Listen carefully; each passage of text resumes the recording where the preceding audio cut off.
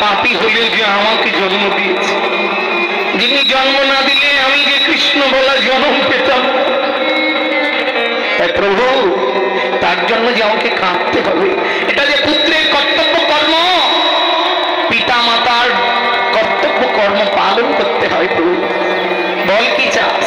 যেমনই বললেন নৃসিংহদেব বল কি চাস, অমনি বলেছিল প্রভু দেবে, আমি যা চাইবো দেবে। হ্যাঁ, শুধু যা চাইবো নয় রে, শাস্ত্রে বলেছেন বংশে একজন কৃষ্ণ ভক্ত সন্তান যদি কৃষ্ণকে খুশি করতে পারে, তাহলে তার মৃত 14 পুরুষের জন্য যদি প্রার্থনা করে তবু আমি ক্ষমা করে দেব। তুই তোর বাবার জন্য চাইতে নিচ্ছিস, তোর বাবার জন্য তুই চাইতে ভয় করছিস। আমি নিজে লিখে রেখেছি বংশে একজন কৃষ্ণ ভক্ত সন্তান তার 14 পুরুষ পর্যন্ত উদ্ধার করতে পারে। কোন বংশে যদি একজন কৃষ্ণ ভক্ত সন্তানের জন্ম হয়, সে যদি তার পূর্বে 14 পুরুষ মৃত ব্যক্তির নামে প্রার্থনা করে, একবার দুহাত তুলে নামের জলে কৃষ্ণ ভক্তের প্রার্থনায় আমি তার 21 পুরুষ পর্যন্ত মাফ করে দিতে পারি বলে নববর্তী পুরাণে বলেছে। বল কি চাস? তিনি বলেছিলেন প্রভু দিতে যদি হয় তাহলে আমার বাবাকে তোমার চরণে একটু জায়গা দিয়ে দাও। ভগবান এতটুকু দেরি করেন, সঙ্গে সঙ্গে ভগবান হিরণ্যকশিপুর সমস্ত অপরাধ ক্ষমা করে দিয়ে ভগবানের চরণে জায়গা দিয়ে দিল।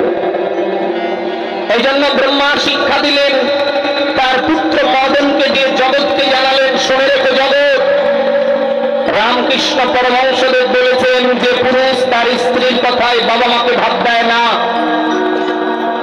যে পুরুষ তার স্ত্রীর কথায় বাবা মা ছাড়া অন্য জায়গায় থাকে, যে পুরুষ তার স্ত্রীর কথায় বাবা মার সেবার টাকা পৌঁছে দেয় না, যে পুরুষ তার স্ত্রীর কথায় তার বাবা মাকে খেতে দেয় না, তুমি পুরুষ নয়, তুমি নিজেকে কাপুরুষ বলিও। তুমি যদি পুরুষ হও, নারীদের দুটো ক্ষমতা কোনোদিন দেবে না, নইলে তোমার আয়ু কমবে। পুরুষ শুনে রেখো, দুটো ক্ষমতা নারীদের কোনোদিন দেবেন না। যদি দিয়ে দেন ভুল করে, আপনার আয়ু 100% কমবে, যদি শাস্ত্র মিথ্যে না হয়। 1 নাম্বার, আপনার স্ত্রীকে দিয়ে আপনাকেই আপনার বাবা মার সেবা করাতে হবে, ক্ষমতা কোনোদিন দেবেন না। আপনি পুরুষ, আপনাকেই করাতে হবে, আপনি স্ত্রীর কথা শুনবেন না, আপনার কথা আপনার স্ত্রী শুনে আপনার বাবা মার সেবা করবে, এই ক্ষমতা কোনোদিন দেবেন না। 1 নাম্বার। 2 নাম্বার, ভগবানের সেবা কোন পুরুষ যদি তার স্ত্রীকে স্বাধীনতা দিয়ে দেয়, ভগবানের সেবা করাতে না পারে, তাহলে তার আয়ু কমে যাবে। এই দুটো ক্ষমতা নারীদের কোনোদিন দেবেন না, ভগবান বলেছেন। এই জন্য ব্রহ্মা পিতা মাতা সম্বন্ধে মদনকে বললেন পিতার অভিশাপ হলি ধ্বংস হয়ে যাবে। 1 নাম্বার, এগুলো আগের ধর্ম, এগুলো শুনতে হবে আগে। 1 নাম্বার। 2 নাম্বার, মারলেন দেবরাজ ইন্দ্রকে, বান মারলেন। দেবগুরু দেবতাদের রাজা ইন্দ্রকে বান মারলেন, বললেন তুই আমাকে বান মারলি, কাম্বা ধ্বংস হয়ে যাবি। গুরুদেবের সঙ্গে বেয়াদবি করলি, গুরুদেবের সঙ্গে অন্যায় করলি। যারা গুরুর কথা শোনে না, গুরুকে অবহেলা করে, গুরুর সঙ্গে অবমাননা করে গুরুর কথা, তাদের এই জগতেও গতি হবে না, পরের জগতেও গতি হবে না। গুরুর অভিশাপ প্রাপ্ত হয়ে গেল। 3 নাম্বার, বান মারলেন দেবাদিদেব মহাদেবকে। মহাদেব বৈষ্ণবের চূড়ামণি ছিলেন, সমুদ্র মন্থনের সময় কামে জর্জরিত হয়ে অঘটন ঘটালেন। সেদিন বৈষ্ণবের চূড়ামণি বৈষ্ণবের চরণে অপরাধ করলে মদন, সেদিন বলল তুই বৈষ্ণব অপরাধ করলে তো ধ্বংস হবে, আমি বাধ্য। তাহলে পিতামাতা, গুরুদেব, বৈষ্ণব, খুব সুন্দর তত্ত্ব। পিতামাতা, গুরুদেব, বৈষ্ণব, এই 3-এর সঙ্গে কখনো অন্যায় করবেন না। এদেরকে ভালোবাসবেন, এদের কথা শুনবেন। এদের চরণে অপরাধ করলে এই জন্মেও ঠাঁই হবে না, পরের জন্মেও ঠাঁই হবে না। মদনের অহংকার বেড়ে গেল, প্রাণ ফিরে পেল, যাকে তাকে বান মারতে লাগলেন স্থাবর জঙ্গল। তখন অপ্রাকৃত নবীন মদন শ্রী চৈতন্য মহাপ্রভু এসে মদনকে পরাজিত করে মদনের অহংকার চূর্ণ করল। জগৎকে শিক্ষা দিল, হে জগৎ, তুমি যে আত্মীয় স্বজন পুত্র পরিবার সন্তান আদি এই পৃথিবীর মায়াতে অহংকার করে আছো, তোমার হৃদয় থেকে আগে পঞ্চ অহংকার পরিষ্কার করো। কেন? এই পৃথিবী থেকে চলে যাবে, কারো সঙ্গে কারো দেখা হবে না। মনে রেখো, তিনজন ব্যক্তির সঙ্গে দেখা হবে। কয়জন বাবা? তিনজন। খুব মন দিয়ে শুনবেন ও মায়েরা। আমরা এতদিন জানতাম পৃথিবীতে কারো সঙ্গে দেখা হবে না মৃত্যুর পরে। শাস্ত্রে বলছেন না, তিনজনের সঙ্গে দেখা হবে। এক নম্বর, যদি কোন মায়ের গর্ভে কিংবা জন্মের পর 10 বছরের মধ্যে শিশু বাচ্চাটা যে মরে গেল, ওরা নিষ্পাপ বলে জন্মের পর মৃত্যু মাত্র ভগবানকে পেল, ওই বাচ্চাটা 5টা ঋণ রেখে গেল। কটা ঋণ? 5টা। খুব মন দিয়ে শুনবেন। জন্মমাত্র সবার 5টা ঋণ হয়ে যায়। এক নম্বর, দেব ঋণ, ঋষি ঋণ, পিতৃকুল, শ্রী গুরুদেব, মা বসু মাতা। এই বাচ্চাটা ভগবানকে পেল কিন্তু ঋণ রেখে গেল। এই পঞ্চঋণ শোধ হবে কিসে? যেদিন তার দুটো কাজ করলে ঋণ শোধ হয়। খুব মন দিয়ে শুনবেন বাবাজিরা। এক নম্বর, কে যদি ভগবানের সেবা করে তাহলে পঞ্চঋণ শোধ হয়। যদি কেউ ভগবানের সেবা না করে, বিয়ে করে সন্তান উৎপাদন করে সন্তানকে দিয়ে সেবা করাতে পারে, তাহলে সন্তান করলে পিতারও 5টা ঋণ শোধ হয়ে যায়। কিন্তু এই যে বাচ্চাটা মরে গেল, নিজেও সেবা করতে পারলো না, সন্তানকে দিয়েও সেবা করাতে পারলো না, এই জন্য এর মৃত্যু হয়ে ভগবানকে পেল। এর বাবা মা যেদিন মরবে, সেদিন বিচারের কাছে গিয়ে এই বাচ্চাটার সঙ্গে ওর বাবা মাও চিনতে পারবে, ওই বাচ্চাটাও বাবা মাকে চিনতে পারবে। এটা আমার মা ছিল, এটা আমার বাবা ছিল। চিনতে পেরে লাভ? বলছেন চিনতে পেরে লাভ আছে, একটু শুনে রাখবেন। ওই বাচ্চাটা 5টা ঋণ রেখে গেছিল, সেদিন ভগবানকে বলবে, প্রভু আমার বাবা মার ঋণ রেখে চলে এসেছিলাম, তোমাকে পেয়েছি, আজ আমার বাবা মার কিছু পাপ আমাকে দিয়ে দাও। সেদিন বাবা মার পাপ চাইবে, ভগবান বলবে না, তুই আমাকে পেয়েছিস, আমার চরণ যারা পায় তাকে পাপ দেয় না, তবে তোর প্রার্থনায় তোর বাবা মার সেদিন 4 ভাগের 1 ভাগ পাপ সেদিন ভগবান ওই সন্তানটার জন্য ক্ষমা করে দিবে।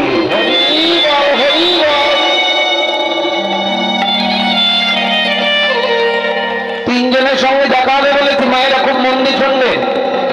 1 নম্বর, শিশু সন্তানের সঙ্গে দেখা হবে, পিতামাতার দেখা হবে বিচার কার্যে। 2 নম্বর দেখা হবে তার সঙ্গে, 2 নম্বর দেখা হবে নিজের নিজের গুরুদেবের সঙ্গে দেখা হবে। যদি গুরু কৃষ্ণ ভক্ত হয়, ভবনদীর কিনারায় মাঝি আছে 6 জন। খুব মন দিয়ে শুনবেন। মাঝি আছে 6 জন, গুরুদেব থাকবে। প্রত্যেকটা শিষ্যের সঙ্গে দেখা হবে।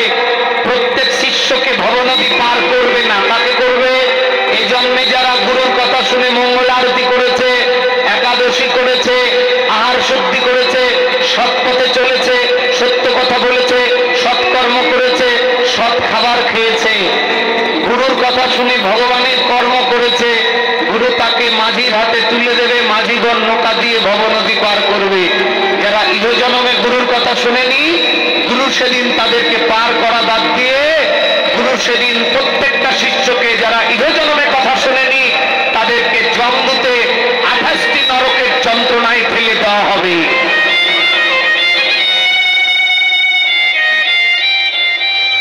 দেখা হবে গুরুদেবের সঙ্গে, গুরুদেবের সঙ্গে দেখা হবে, তবে সব শিষ্যকে পার করবে না। যদি গুরু কৃষ্ণ ভক্ত হয় তাহলে, যদি এ জন্মে কথা শুনে থাকে তাহলে পার করবে। আর গুরু যদি কালী ভক্ত হয় তাহলে কালীর চরণে নিয়ে যাবে। গুরু যদি উপাসক হয় তাহলে শিবের চরণে নিয়ে যাবে। ওখানে নিয়ে গেলে লাভ কি? গীতার 8 নম্বর অধ্যায়ের 16 নম্বর শ্লোক, খুব মন দিয়ে পড়বেন বাড়ি গিয়ে। 8 নম্বর অধ্যায়ের 16 নম্বর শ্লোকে ভগবান কৃষ্ণ বলেছেন, আব্রহ্ম ভুবনালক্ষ পুনরাবৃত্তি অর্জুন মামতত্ব পূজ্যপাশতে পুনর্জন্ম ন বিদ্যাতে। খুব মন দিয়ে শুনবেন, আব্রহ্ম ভুবনালক্ষ পুনরাবৃত্তি অর্জুন। অর্জুন, ব্রহ্মলোক থেকে ভূলোক যতগুলো জায়গা আছে, যে যেখানেই যাবে আমার কাছে পুনরাবৃত্তি, পুনরায় জন্ম হবে। এই পৃথিবীতে যেমন 80 বছর মেয়াদ আছে, দেবলোকে গেলেও মেয়াদ আছে, স্বর্গলোকে গেলেও মেয়াদ আছে, ভূলোকে গাছ থাকলেও মেয়াদ আছে। সব জায়গায় যে যেখানে যাবে আবার পুনরাবৃত্তি জন্ম হবে। কিন্তু মামতত্ব পূজ্য পাশ হতে যারা একমাত্র কৃষ্ণের উপাসনা করে যদি কৃষ্ণের চরণ পায়, তাদের আর কখনো পুনর্জন্ম হবে না।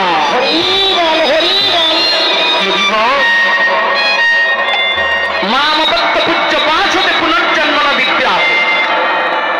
কৃষ্ণ বলছেন, আমার উপাসনা করে যদি আমার চরণ পায় তাহলে তার কখনোই পুনর্জন্ম হবে না। এই জন্য শেষ অধ্যায় মুখ্য যোগে 18 অধ্যায়ের 66 নম্বর শ্লোকে তিনি বলে দিয়ে গেছেন কি, সর্বধর্মাং পরিত্যাজ্যং মামেকং শরণং ব্রজ। সর্বধর্মাং পরিত্যাজ্যং, হে কলির মানুষ, সর্বধর্মাং পরিত্যাজ্যং, সকল ধর্ম পরিত্যাগ করো, মামেকং, আমি কৃষ্ণ স্বয়ং ভগবান, তাই আমার উপাসনা করো। তাতে কি হবে? অহংতং সর্ব পাপেভ্য, তোমার সকল পাপ দূরে যাবে। মুখ্যই স্যামি মাসুচ, আমাকে লাভ করবে। নইলে কি হবে? চতুস্রহি ধ্রুব মৃত্যু ধ্রুবলং জন্ম মৃত্যুস্য চ তস্মাৎ অপরিহার্য অর্থেন তম সচিতম অহর্ষি। জন্মিবে মরবে, জন্মিবে মরবে, মরবে আবার জন্মিবে, মরবে আবার জন্মিবে। তোমার যাওয়া আসি বন্ধ হবে কবে? যেদিন তুমি কৃষ্ণ উপাসনা করে মরণকে জয় করবে, মৃত্যুকে জয় করতে পারবে, সেদিন তোমার মৃত্যু বন্ধ হবে, আর সেদিন তোমার আশাও বন্ধ হবে। এই জন্য সাধুদের মৃত্যু হয় না, মৃত্যু পাপীদের হয়। সাধুরা তো মৃত্যুকে জয় করে। আপনাকে জয় করতে হবে। যত জন্ম পর্যন্ত না জয় করবেন মৃত্যুকে, তত জন্ম পর্যন্ত পৃথিবীতে বারবার আসতে হবে। কখনো 84, কখনো মানুষ। এই যে দাদা ভাইরা জেনে রাখবেন, এই পৃথিবীতে থেকে চলে যাবেন ভগবানের কাছে অনেক জায়গা, তার মধ্যে শ্রেষ্ঠ জায়গা 5টি। কয়টি জায়গা? খুব মন দিয়ে শুনবেন। 1 নাম্বার, আপনি এখানে আছেন, এখানে আপনার মেয়াদ আছে কতদিন? 100 বছর। কেউ বাঁচে 80, কেউ 90, কেউ 60, যার যেমন আয়ু। কিন্তু মেয়াদ 100 দিয়েছেন কলির মানুষে। খুব মন দিয়ে শুনবেন। তাহলে 100 বছর বয়স এখানে দিয়েছে। কেউ যদি দেবতা পূজা করে মরে, কেউ যদি কালী পূজা করে মরে, তাহলে কালীর স্বর্গে যাবে। কেউ যদি শিব পূজা করে মরে, শিবের স্বর্গে যাবে। ওখানে কতদিন থাকবে? খুব মন দিয়ে শুনবেন। কতদিন থাকবে? বলছে দেবতাদের কাছে গেলে, দেব উপাসনা করে দেবতাদের কাছে গেলে ওখানে 100 বছর, 200 বছর, 300 বছর, এরকম নির্দিষ্ট কোনো মেয়াদ লেখা রয়েছে। ওই মেয়াদ শেষ হলে আবার পৃথিবীতে পুনরায় জন্ম হবে। আমার কথা বোঝা যাচ্ছে তো দাদা ভাইরা? কেউ যদি দেবতা পূজা করে মরে, তাহলে দেবলোকে যাবে। কতদিন থাকবে? নির্দিষ্ট মেয়াদ আছে। মেয়াদ শেষ হলে আবার জন্মিবে। আবার যদি দেবতা পূজা করে আবার যাবে, আবার আসবে, আবার যাবে, আবার আসবে। বলি যাওয়া আসি বন্ধ হবে না ভাই? হবে কবে? যেদিন দেবতাবাদ দিয়ে কৃষ্ণের উপাসনা করবে, সেদিন তোমার যাওয়া আসি বন্ধ হবে। তুমি যতবার দেবতা পূজা করবে, ততবার মেয়াদ শেষ হয়ে গেলে আবার আসতে হবে। কারণ তুমি যেখানে যাচ্ছ সেখানে নির্দিষ্ট মেয়াদ, ওখানে তো লিখিত, ওটা বাড়াতে পারবে না তো, ভগবান নিয়ম করে দিয়েছে। এখন তুমি তোমার সুবিধার জন্য যাবে, যাও। এই জন্য গুরু যদি দেব উপাসক হয়, তাহলে দেবতাদের কৃষ্ণ উপাসক হয় তাহলে কৃষ্ণের চরণে নিয়ে যাবে। গুরু যদি ডাল খিচুড়ি হয়, ডাল খিচুড়ি গুরু বলেন, বুঝেন তো? একটু বলি, এই জন্য 13 প্রকারের গুরুর সঙ্গ নিষেধ করেছে। কত প্রকার? 13 প্রকারের গুরুর সঙ্গে যাবেন না। কি কি বলছে? সহজিয়া, আউল বাউল, চূড়াধারী, সখী ভেকি, নেড়ানেড়ি, স্মার্ত জাত গোসায়, করোয়াতে জল খায়, রমণীর সঙ্গ চায়, এদের সঙ্গ ছাড়ো নিরন্তর। কয়েকটা ব্যাখ্যা দেব, সময় কম তো, খুব মন দিয়ে শুনবে। সহজিয়া গুরু কিরকম? বাবা শরীরটা ভালো নেই, একাদশী করতে পারবো না, করিস না মা, দিয়ে দিল আইন। বাবা একাদশীর দিন রুটি খায়, খা। বাবা একটু রুটি খাওয়ার অনুমতি দেন, খা। বাবা কালী পূজা করি, কর। দুর্গা পূজা করি, কর। ঘট পূজা করি, কর।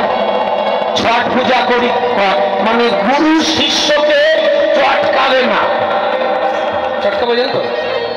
মন খারাপ করাবে না, মানে বাই চান্স কোনোটাতে না বললে যদি গুরু ত্যাগ করে, এই ভয় আছে। কারণ গুরু সঠিক নয়।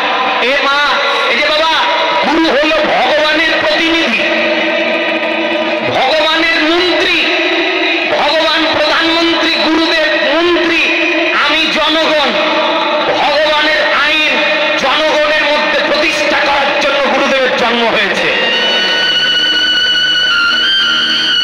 তাহলে গুরু যদি বলে লুচি খা, রুটি খা, এ খা, ও খায়, তাহলে গুরুর ভেজাল আছে। এটা সহজিয়া গুরু। আউল বাউল,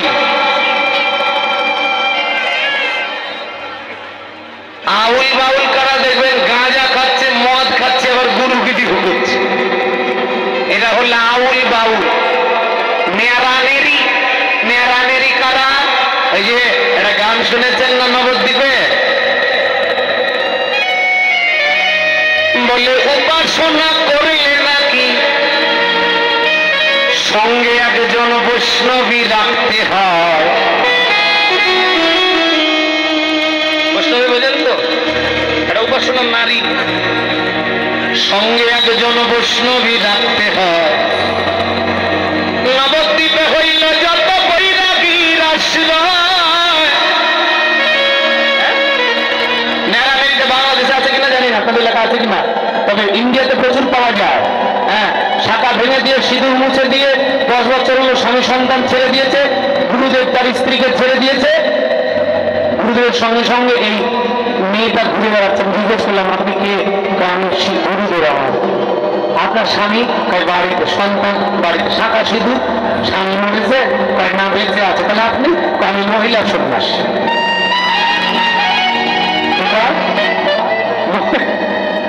মহিলা সন্ন্যাস।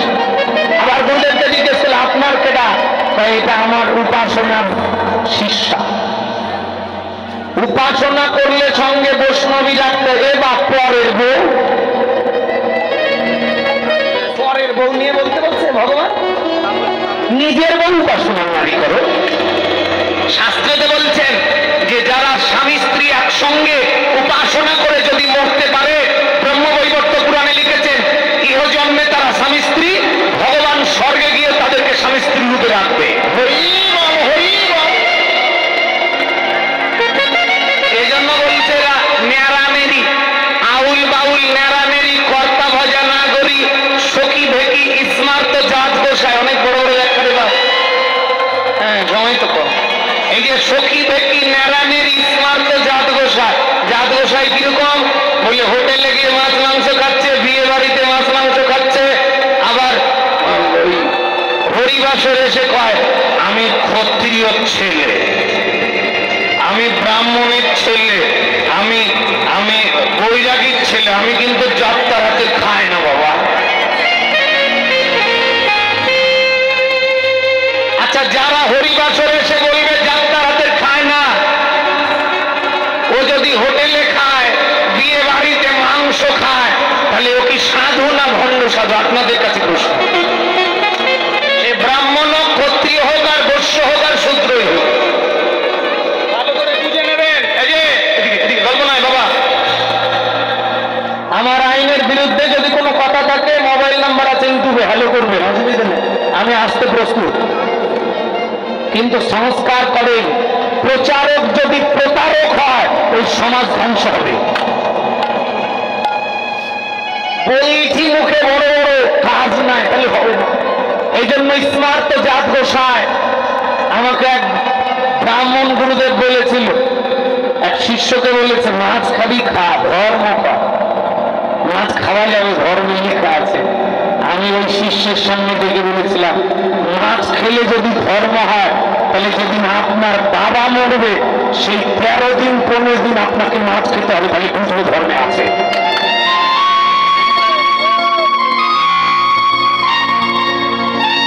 ওকে বলবেন খালি একটা প্রশ্ন শিখিয়ে গেলাম, আর দরকার নাই।